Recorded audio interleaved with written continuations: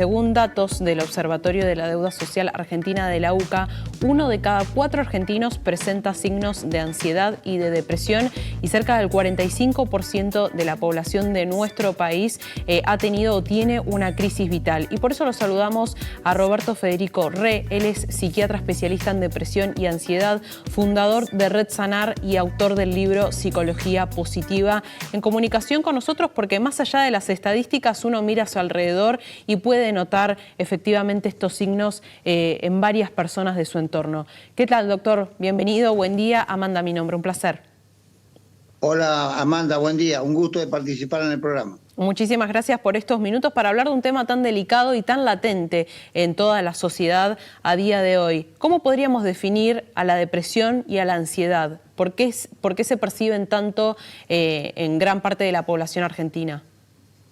En realidad hay un continuum entre ansiedad y depresión. En primer lugar, tenemos que decir, Amanda, de que la ansiedad no es ni buena ni mala, sino es una reacción-respuesta de cualquier organismo vivo frente a una determinada circunstancia en donde genere un cierto grado de estrés o de malestés. A este estrés le llamamos distrés. Sin embargo, cuando la ansiedad se transforma en un fenómeno crónico, cuando la ansiedad ocurre en forma sistemática, cuando la ansiedad dura habitualmente más de 3 meses, se transforma en un evento crónico, esta reacción-respuesta adaptativa de la persona.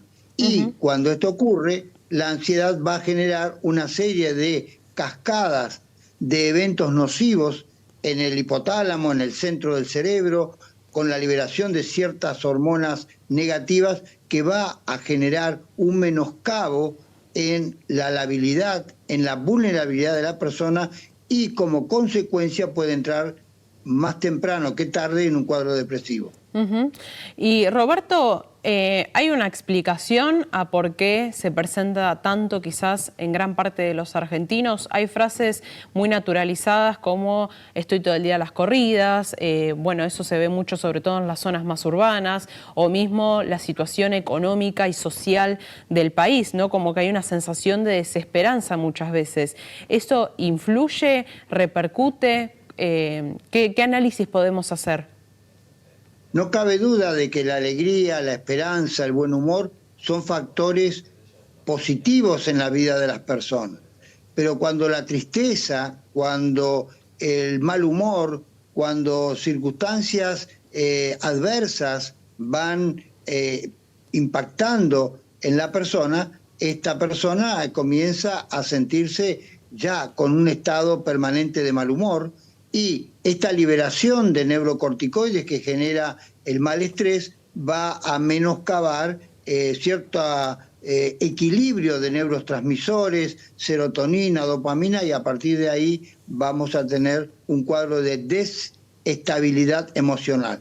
Claro, los fenómenos psicosociales, los fenómenos vinculados a la falta de dinero, los fenómenos vinculados a la inseguridad de la continuidad del trabajo, el aumento de los requerimientos económicos, evidentemente van a traer como correlato un malestar, y este malestar se va a ver también reflejado en pérdida del equilibrio. Esto va a generar muchas veces un trastorno siempre vinculado al sueño, y la ansiedad entonces se va a transformar ya en una ansiedad de tipo patológico. Y Roberto, cuando hablamos de ansiedad también hablamos como de un estado de disociación con el presente, y cuando hablamos de depresión hay un cierto estado de ausentismo de la persona. Entonces, con esas dos características, ¿cómo uno puede identificar o en qué momento puede intentar pedir ayuda si quizás está también muy disociado o no puede poner en palabras lo que le pasa? Capaz es necesaria la intervención de una segunda persona. ¿Cómo podemos ayudar a quienes están atravesando este tipo de signos ansiosos en relación a la salud mental? Es cierto, Amanda, de que cuando la persona ya está en un estado permanente, sobre todo de disociación, es porque ha pasado algún tiempo. Evidentemente los factores de equilibrio van a tratar de estabilizar a la persona, pero cuando esto no ocurre, cuando el fenómeno se da ya en forma crónica, puede disociarse, y la disociación ya es un fenómeno relativamente moderado a grave de desequilibrio de la salud mental. Hay que prevenir, más vale prevenir que curar. Ya, ya decía Bernardino Ramazzini en 1702. Por lo tanto, no hay que llegar a un estado extremo. Hay que saber pedir ayuda. Y acá hay un tema muy importante en la psicología de las personas que tiene que ver con el ego, porque humildemente cualquier ser humano puede ser vulnerable. Y saber pedir ayuda a tiempo, entender de que otra persona puede orientar en la vida, que no es solamente la falta de dinero, sino muchas veces la falta de herramientas psicológicas por un lado, creativas por el otro, frente a los distintos cambios que la vida misma interpela todos los días. Evidentemente se requiere fenómenos que tienen que ver con la humildad, que tienen que ver con desplazar el ego y por otro lado saber pedir ayuda, entendiendo de que todos necesitamos muchas veces vivir cambios significativos. Y la predisposición también de hacerse cargo muchas veces de la historia de uno, porque quizás no pedir ayuda terapéutica, por ejemplo, tiene que ver con la negación de cosas que han dolido mucho, pero eso va a seguir estando presente, es decir, no es algo que se pueda poner debajo de la alfombra. ¿Y cómo podemos detectar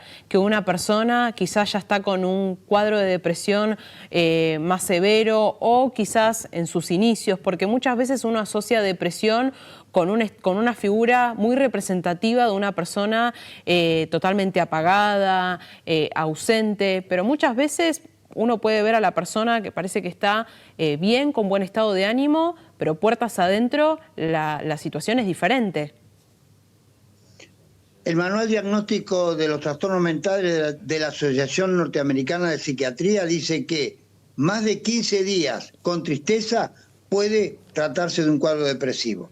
Evidentemente la tristeza no es solamente el único signo, sino la desmotivación vital, la pérdida de energía, podríamos decir la falta de creatividad también puede ser una forma larvada de depresión. Lo importante es que cuando hemos perdido la alegría, cuando no tenemos ganas de vivir, cuando de alguna forma también el trabajo que habitualmente nos apasionaba deja de hacerlo, cuando no queremos reunirnos con amigos, cuando nos aislamos, cuando nos disociamos, como usted también decía muy bien, evidentemente podemos ya empezar a comprender de que hay un inicio de un cuadro depresivo.